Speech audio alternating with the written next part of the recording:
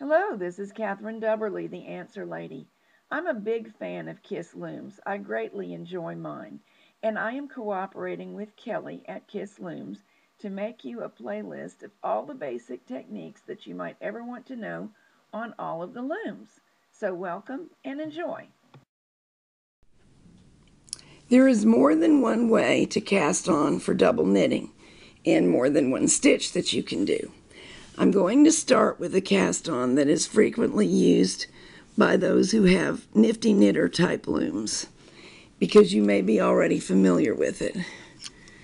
This is a figure 8 stitch and you cast on doing it and you continue doing it. We're going to start with this loop on the first peg nearest us, loop around the peg on the opposite board, and then make figure 8s on every peg thereafter, working back and forth across the board. I am working on a small gauge loom, but the action is just the same on any of the gauges of Kiss Loom that will do this. Then we work all the way across, making figure 8s.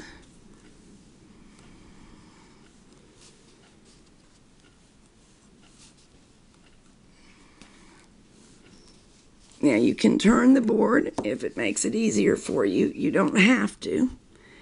And now we're going to make figure 8s all the way back.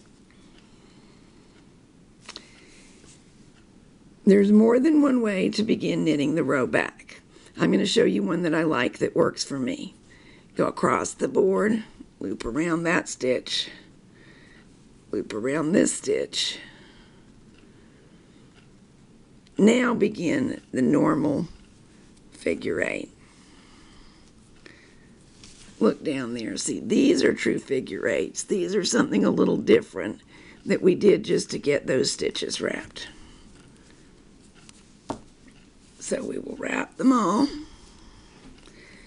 with figure 8s across.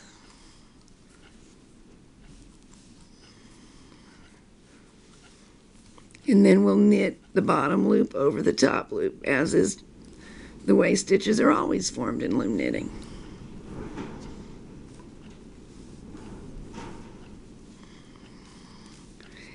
This kind of knitting makes fantastic scarves because it does not roll at all.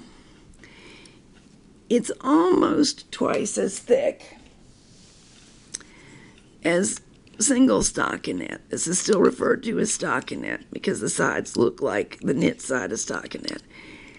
It takes about 1.5 times the yarn that regular stockinette would take, not quite 2, although that is in fact variable because obviously the farther apart you set your pegboards, the looser the stitches and the longer stretch of yarn you need between the boards.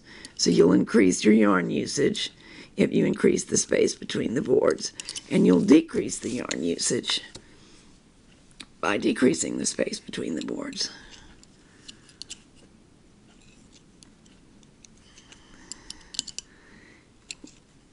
We'll knit over every one, then we'll wrap another row together.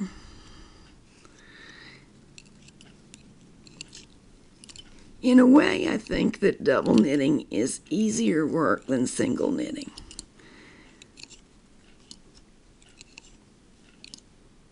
I think perhaps what's going on is that the loom is holding the yarn more of the time. After this first row, you'll need to push down, and you'll need to do that a few times with this figure 8 stitch.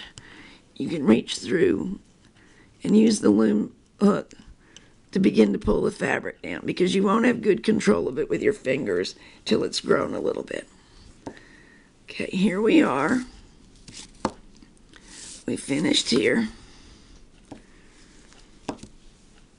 Now, one of the traditional ways of starting the following row is to slip this stitch so that we wrap the near one to us. See, this was the very last one knitted last row.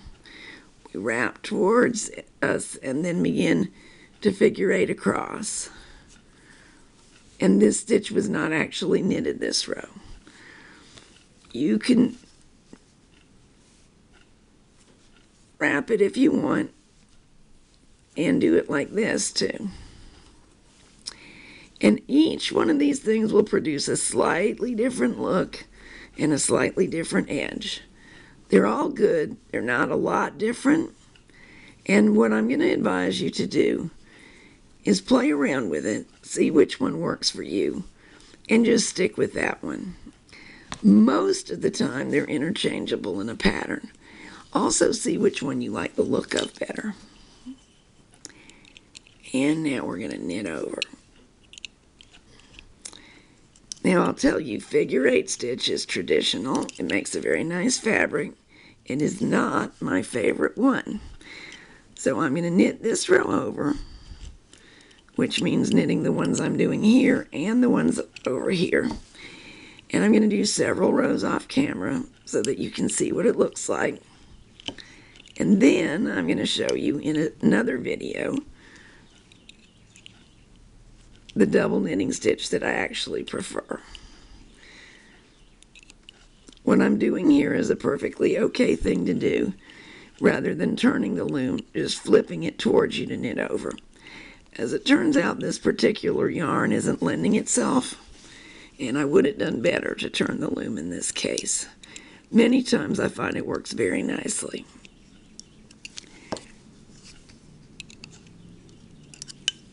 There's my yarn tail. I don't want to accidentally knit it in. Gotta be careful not to split the stitches by putting your tool through the yarn instead of through the loop, as I nearly did. But that's true of all knitting, isn't it?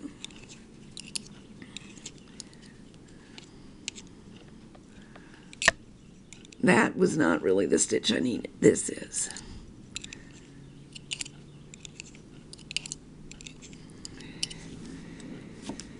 And again, it's building up a little bit between the two boards. We'll push it down and pull it a little bit. And you can see it's getting easier to get a hold of. I'm going to knit a few more rows and we'll get back together then. I thought you'd like to look at a row completely wrapped and ready to knit over, because you can see all the little figure 8s. Note that this stitch has been slipped, or this peg has been slipped at the beginning of the row. That's the way I generally do it. There is more than one way. And you might think to yourself, well, isn't it going to come out uneven because you're going to slip the same stitch every time? But remember, we're going to turn it and begin wrapping the other way. We'll begin wrapping back like this. And so next time it will be this peg that's slipped. So when we alternate, it will actually come out completely even. Here is the fabric beginning to emerge from the bottom of the loom.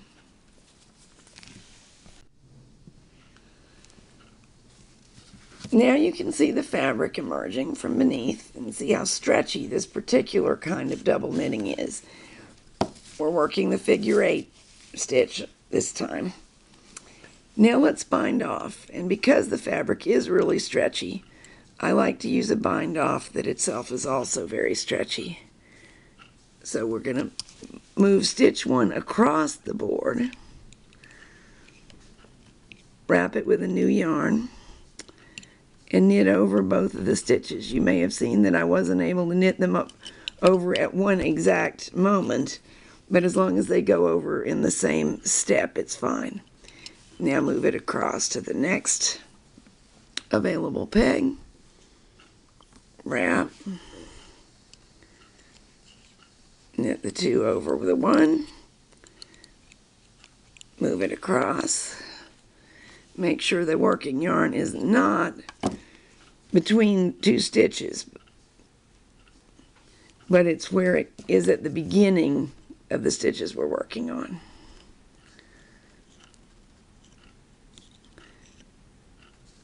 Knit over 1 loop,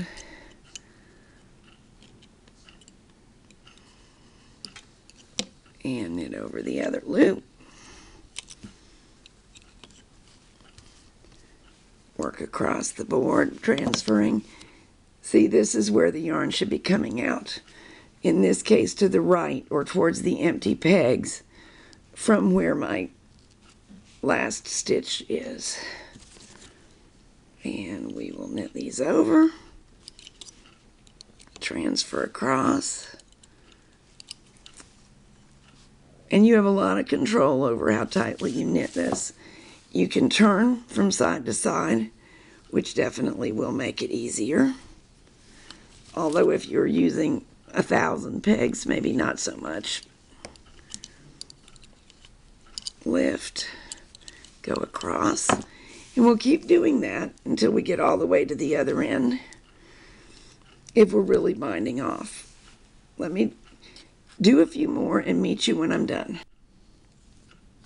Let's bind off the very last few stitches here, reviewing exactly how it's done. There are now 2 stitches on here, and I'm going to knit both of them over the new wrap. Then making sure that the working yarn stays towards the empty stitches, or the empty pegs. I'm going to lift one stitch across the board to the other stitch. Now there are 2, and this yarn is in position to wrap so that we can knit both of those over the new loop of yarn. Knit it over.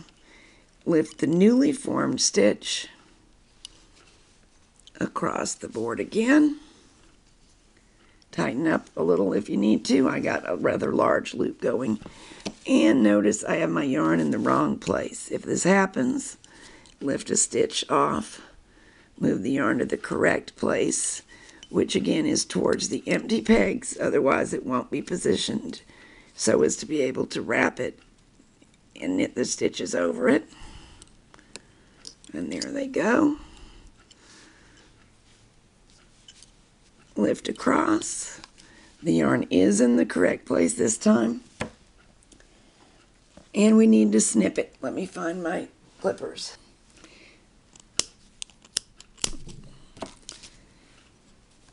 One last time, we're going to wrap the peg that holds the 2 stitches, knit both of them over the new wrap, and this time just pull the yarn tail through.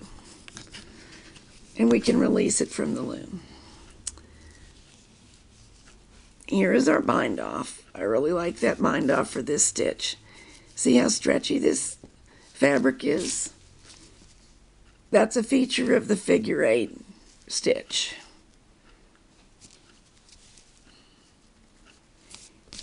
And the cast on already looks pretty nice and is also stretchy. If you needed the cast on to be different or to pull in, you could chain these loops together. I'm using a latch needle that goes to a knitting machine. You could also use a crochet hook to do this. This will limit the amount of widthwise stretch, but it makes a very nice edge. It doesn't really pull the fabric in over its resting position, but it means that I can't stretch it widthwise nearly as much. So that's your choice. Let's look at casting on for the figure 8 stitch one more time, because there's something else I wanted to show you. I changed, oh, there's the cast on. No wonder I couldn't find it. See this little zigzag? All of the stitches look a little zigzagged because they're twisted and they alternate direction. That's part of the look of the figure 8 stitch. But this first one is a real hitch, and that is because of the way I cast on. If you remember, I cast on by figure 8ing straight across like this, but then later I wrapped like this, and that accounts for the hitch. Remember, after I started slipping this peg. Well, if you wanted not to have that little zig, which is more obvious on one side than the other, this is the side on which it shows up very clearly. Zig, zag. you could cast on just a little bit differently. Still a figure 8. We would still do a figure 8, but we would not wrap this peg. We would just consider this a completed stitch and begin figure 8 wrapping with the same exact pattern around the same pegs that we used for the entire knitting process. And doing that would get rid of the little zig, if you care.